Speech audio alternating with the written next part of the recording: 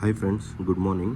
ನಾನಿವತ್ತು ಗೃಹಜ್ಯೋತಿ ಫಲಾನುಭವಿಗಳ ಪರಿಶೀಲನಾ ಅರ್ಜಿ ಕರ್ನಾಟಕ ಸರ್ಕಾರದಿಂದ ಬಿಟ್ಟಿದ್ದಾರಲ್ಲ, ಆ ಅರ್ಜಿನ ಹೇಗೆ ಫಿಲ್ ಮಾಡೋದು ಅಂತ ನಾನು ಹೇಳ್ಕೊಡ್ತೀನಿ. ಈ ಫಾರ್ಮ್ನ ನಿಮಗೆ ನಿಮ್ಮ ಲೋಕಲ್ ಅಥಾರಿಟಿ ಬರೋಂಥ ಎಸ್ಕಾಂ ಕಂಪ್ನಿಗಳು ಈ ಫಾರ್ಮ್ನ ಕೊಡ್ತಾರೆ. ಎಸ್ಕಾಂ ಕಂಪ್ನಿ ಅಂತ ಅಂದರೆ ಈಗ ಮೈಸೂರು, ಹಾಸನ, ಚಾಮರಾಜನಗರ ಭಾಗಗಳಲ್ಲೆಲ್ಲ ಸೆಸ್ಕಾಮ್ ಅಂತ ಬರುತ್ತೆ. ನಾರ್ತ್ ಕರ್ನಾಟಕ ಸೈಡಲ್ಲಿ ಜೆಸ್ಕಾಮ್, ಮಂಗಳೂರು ಭಾಗದಲ್ಲಿ ಮೆಸ್ಕಾಮ್, ಬೆಂಗಳೂರು ಕಡೆ ಬೆಸ್ಕಾಮ್ ಅಂತ ಬರುತ್ತೆ. ಈ ಥರದ್ರಲ್ಲಿ ನಿಮ್ಮ ಲಿಮಿಟಿಗೆ ಯಾವ್ದು ಬರುತ್ತೋ ಆ ಲಿಮಿಟಿನಿಂದ ಎಸ್ಕಾಮ್ ಕಂಪ್ನಿಗಳು ಈ ಫಾರ್ಮ್ನ ಕೊಡ್ತಾ ಇರ್ತಾರೆ. ಇದನ್ನು ನಿಮ್ಮ ನಿಯರ್ ಬೈ ಇರುವಂಥ ಒಂದು ಆಫೀಸ್ಗಳಲ್ಲಿ ಇದನ್ನು ಕೊಡ್ತಾ ಇರ್ತಾರೆ. ಇನ್ನೂ ಕೆಲವೊಂದು ಕಡೆ ಸೆಸ್ಕಾಮ್ ಆಫೀಸರ್ಸ್ಗಳೇ ಮನೆಗಳ ಹತ್ರನೂ ಬರ್ತಾ ಇದ್ದಾರೆ. ಈ ಫಾರ್ಮ್ನ ಹೇಗೆ ಫಿಲ್ ಮಾಡ್ತಾರೆ ಅಂತ ನಾನು ಹೇಳ್ಕೊಡ್ತೀನಿ ಬನ್ನಿ. ಈ ಫಾರ್ಮ್ ಜೊತೆ ಫಿಲ್ ಮಾಡೋಕ್ಕೂ ಮುಂಚೆ ನಿಮಗೆ ಬೇಕಾಗಿರೋದು ನಿಮ್ಮ ಎಲೆಕ್ಟ್ರಿಸಿಟಿ ಬಿಲ್ ಮತ್ತು ನಿಮ್ಮ ಪಾಸ್ಪೋರ್ಟ್ ಫೋಟೋ, ಅದಾದಮೇಲಿಂದ ಆಧಾರ್ ಕಾರ್ಡ್. ಇದಿಷ್ಟು ಇತ್ತು ಅಂದರೆ ಈ ಅಪ್ಲಿಕೇಶನ್ನ ಫಿಲ್ ಮಾಡೋದು ಈಸಿ ಆಗುತ್ತೆ. ಇಲ್ಲಿ ಮೊದಲನೇದಾಗಿ ಕೊಟ್ಟಿರತಕ್ಕಂಥ ನೇಮ್ ಆಫ್ ದಿ ಎಸ್ಕಾಮ್, ನಾನು ಮುಂಚೆನೇ ಹೇಳ್ದಂಗೆ ಎಸ್ಕಾಮ್ಸ್ ಅಂತ ಲಿಸ್ಟ್ ಹೇಳೋದ್ನಲ್ಲ, ಆ ಲಿಸ್ಟ್ಗಳಲ್ಲಿ ನಿಮ್ಮ ಲಿಮಿಟ್ಗೆ ನೆಕ್ಸ್ಟ್ ಇಲ್ಲಿ ವಿದ್ಯುತ್ ಬಿಲ್ಲಿನ ಖಾತೆಯ ಸಂಖ್ಯೆ ಅಂದರೆ ನಿಮ್ಮ ಬಿಲ್ಲಲ್ಲಿ ಮೇಲ್ಗಡೆ RR ನಂಬರ್ ಅಂತ ಇರುತ್ತೆ, ಆ ನಂಬರ್ನ ಹಾಕಬೇಕು. ಇಲ್ಲಿ ನೆಕ್ಸ್ಟು ಫಲಾನುಭವಿಯ ಆಧಾರ್ ಸಂಖ್ಯೆ. ಈ ಮುಂಚೆ ನೀವು ಗೃಹಜ್ಯೋತಿ ರಿಜಿಸ್ಟರ್ ಮಾಡ್ಕೊಂಡಾಗ ಯಾರು ಆಧಾರ್ ಕಾರ್ಡ್ನ ಲಿಂಕ್ ತೊಗೊಂಡಿದ್ರಿ ಅವ್ರ ಆಧಾರ್ ಕಾರ್ಡ್ನ ಇಲ್ಲಿ ಬರೀಬೇಕಾಗುತ್ತೆ. ಅದಾದಮೇಲಿಂದ ಆಧಾರ್ ಕಾರ್ಡಲ್ಲಿ ಇರೋ ಥರನೇ ಇಲ್ಲಿ ಅವ್ರ ಹೆಸರು ಬರೀಬೇಕಾಗುತ್ತೆ. ಜೊತೆಗೆ ಗೃಹಜ್ಯೋತಿ ಯೋಜನೆ ನೋಂದಾಯಿಸಿದ ಫಲಾನುಭವಿಯ ಮೊಬೈಲ್ ಸಂಖ್ಯೆ ಅಂದರೆ ಮುಂಚೆ ಯಾರು ನೀವು ರಿಜಿಸ್ಟರ್ ಮಾಡ್ಕೊಂಡಿರ್ತೀರ ಫೋನ್ ನಂಬರ್ನ, ಅದು ಗೃಹಜ್ಯೋತಿ ಜೊತೆ ಅವ್ರದ್ದು ಆಧಾರ್ ಕಾರ್ಡಲ್ಲಿ ಇರುವಂಥ ಲಿಂಕ್ ಆಗಿರುವಂಥ ನಂಬರ್ನ ಇಲ್ಲಿ ಫೋನ್ ನಂಬರ್ ಎಂಟ್ರಿ ಮಾಡಬೇಕು. ನೆಕ್ಸ್ಟು ಇಲ್ಲಿ ಫಲಾನುಭವಿಯು ಮಾಲೀಕನೇ ಬಾಡಿಗೆದಾರನೇ, ನೀವು ಮನೇಲಿರ್ತೀರಲ್ಲ ಆ ಮನೆ ಬಾಡಿಗೆದ ಸ್ವಂತದ ಅನ್ನೋ ಕನ್ಫರ್ಮೇಷನ್ನ ನೀವು ಇಲ್ಲಿ ಟಿಕ್ ಮಾಡಬೇಕಾಗುತ್ತೆ.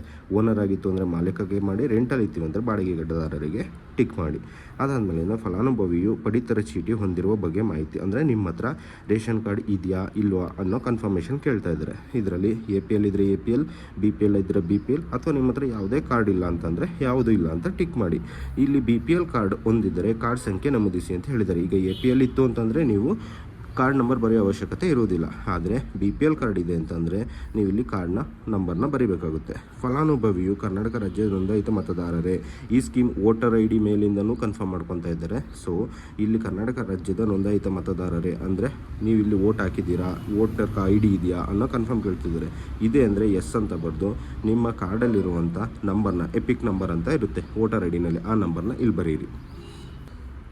ನೆಕ್ಸ್ಟು ಹಿಂದಗಡೆ ಪೇಜ್ನಲ್ಲಿ ಫಲಾನುಭವಿಯ ವರ್ಗ ಅಂತಂದರೆ ಯಾವ ಜಾತಿ ಅಂಡರಿಗೆ ಬರ್ತಾರೆ ಅಂತ ಕೇಳಿದರೆ SC, ST, OBC, ಅಲ್ಪಸಂಖ್ಯಾತರು, ಈ ಥರ ನೀವು ಯಾವ್ದು ಲಿಮಿಟಲ್ಲಿ ಬರ್ತೀರೋ ಅದನ್ನು ಚೆಕ್ ಮಾಡಿ ನೀವು ಇಲ್ಲಿ ಫಿಲ್ ಮಾಡಿ. ಫಲಾನುಭವಿಯು ಆದಾಯ ತೆರಿಗೆ ಪಾವತಿದ್ದಾರೆ ಅಂದರೆ IT ರಿಟರ್ನ್ಸ್ ಮಾಡ್ತಾರೆ, ಇನ್ಕಮ್ ಟ್ಯಾಕ್ಸ್ ಕಟ್ತೀರೋ ಅನ್ನೋದನ್ನು ಕೇಳಿದ್ದಾರೆ. ಹೌದು ಅಂತಂದರೆ ಹೌದು ಬರೀರಿ, ಇಲ್ಲ ಅಂತಂದರೆ ಇಲ್ಲ ಬರೀರಿ. ಪ್ಯಾನ್ ಕಾರ್ಡ್ ಹೊಂದಿದರೆ ಪ್ಯಾನ್ ಕಾರ್ಡ್ ನಂಬರ್ ಬರೀರಿ ಅಂತ ಹೇಳಿದರೆ ಪ್ಯಾನ್ ಕಾರ್ಡ್ ಮ್ಯಾಂಡೇಟರಿ ಇಲ್ಲ, ಇಫ್ ನಿಮ್ಮ ಹತ್ರ ಇತ್ತು ಅಂತಂದರೆ ನೀವು ಬರೀರಿ. ಫಲಾನುಭವಿಯ ವೃತ್ತಿ ಅಂದರೆ ನೀವು ರಿಜಿಸ್ಟರ್ ಮಾಡ್ಕೊತಾ ಇದ್ದೀರಾ ಈಗ ಗೃಹಜ್ಯೋತಿಗೆ, ಅವ್ರ ನೇಮು ಅಲ್ಲಿ ಇರೋಂಥವ್ರು ಅವ್ರು ಬಂದು ಯಾವುದಾದ್ರೂ ಇಲ್ಲಿ ಕೊಟ್ಟಿರೋಂಥ ಲಿಸ್ಟಲ್ಲಿ ಯಾವುದಾದ್ರೂ ಉದ್ಯೋಗದಲ್ಲಿ ಇದ್ದಾರಾ, ಸರ್ಕಾರಿ, IT, ಸ್ವಯಂ ಶಿಕ್ಷಣ, ಕಾರ್ಪೊರೇಟರ್ ಇಲ್ಲಿದೆಯಲ್ಲ, ಇಷ್ಟಲ್ಲಿ ಯಾವುದಾದ್ರು ನಿಮ್ಮ ಲಿಮಿಟಲ್ಲಿ ಬಂತು ಅಂದರೆ ಟಿಕ್ ಮಾಡಿ, ಇಲ್ಲ ಅಂದರೆ ಈ ಥರಗೆ ಟಿಕ್ ಮಾಡಿ. ಇದಿಷ್ಟು ಫಿಲ್ ಮಾಡಾದ್ಮೇಲಿಂದ ನಿಮ್ಮ ಕಡೆಯಿಂದ ನೀವು ಡಿಕ್ಲರೇಷನ್ ಮಾಡಬೇಕಾಗುತ್ತೆ. ಇಲ್ಲಿ 2 ಭಾಗವಾಗಿ ವಿಂಗಡಿಸಿದ್ದಾರೆ.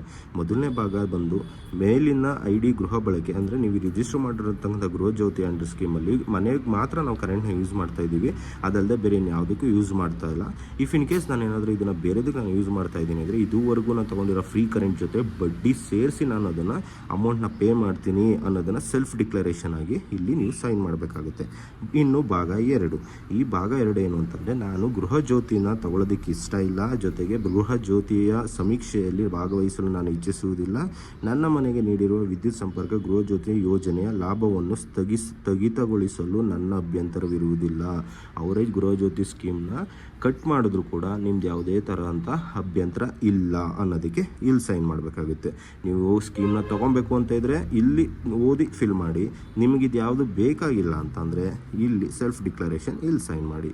ಫಾರ್ಮ್ನ ಫಿಲ್ ಮಾಡಿ ತೆಗೆದುಕೊಂಡು ಹೋಗಿ ನಿಮ್ಮ ಎಸ್ಕಾಮ್ ಆಫೀಸರ್ಸ್ಗೆ ಕೊಟ್ಟರೆ ಅವ್ರ ವೆಬ್ಸೈಟ್ನಲ್ಲಿ ಅಪ್ಲೋಡ್ ಮಾಡಿ ರಿಜಿಸ್ಟರ್ ಮಾಡಿ ನಿಮ್ಮ ಫೋನ್ಗೆ ಒಂದು OTP ಬರುತ್ತೆ. ಆ OTPನ ನೀವು ಅವ್ರಿಗೆ ಹೇಳ್ಬಿಟ್ಟು ಬಂತು ಅಂತಂದರೆ ನಿಮ್ಮ ಗೃಹಜ್ಯೋತಿ ಮತ್ತೆ ಎಕ್ಸ್ಟೆಂಡ್ ಆಗುತ್ತೆ. ಇದನ್ನು ಜುಲೈ 30 ಒಳಗೆ ಮಾಡಲಿಲ್ಲ ಅಂತಂದರೆ ನಿಮ್ಮ ಗೃಹಜ್ಯೋತಿ ಫಲಾನುಭವಿ ಕ್ಯಾನ್ಸಲ್ ಆಗುತ್ತೆ. Thank you.